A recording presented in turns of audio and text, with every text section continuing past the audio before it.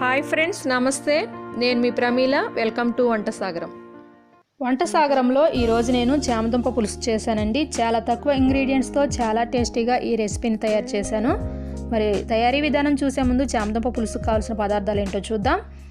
చామదుంపలు 1/2 KG, medium size ఉల్లిపాయలు 3, పచ్చిమిర్చి 2, నూనె 50 గ్రాములు, కరివేపాకు కొద్దిగా, పసుపు 1/2 టీ స్పూన్, కారం 1 టేబుల్ స్పూన్, ఉప్పు రుచికి సరిపడినంత, చింతపండు కొద్దిగా.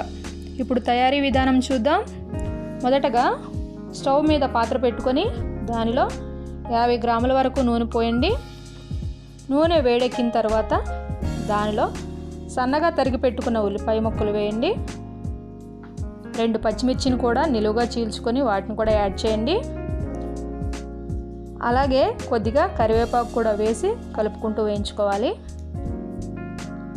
ఉల్లిపాయలు బాగా వేగిన తర్వాత దానిలో కొద్దిగా ఉప్పు వేయండి, కొద్దిగా పసుపు వేయండి, అలాగే కారం కూడా వేసి ఒకసారి కలపండి.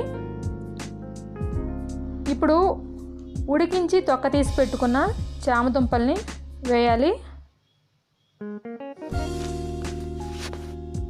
చామదుంపలు వేసిన తర్వాత నెమ్మదిగా కలుపుకొని దానిలో 1 కప్పు వరకు నీరు పోసుకోండి. కాసేపు మూత పెట్టి ఉడికించుకోవాలి. ఇప్పుడు చింతపండుని నానబెట్టుకొని దాని నుంచి రసం తీసి ఈ కర్రీలో వేయాలి.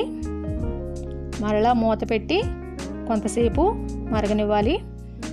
10 నిమిషాలు మరిగిన తర్వాత మీకు ఇష్టమైతే చిటికెడు గరం మసాలా కూడా వేసుకొని స్టవ్ ఆఫ్ చేసుకోండి. చాలా రుచిగా ఉన్న చామదుంప పులుసు రెడీ అయింది.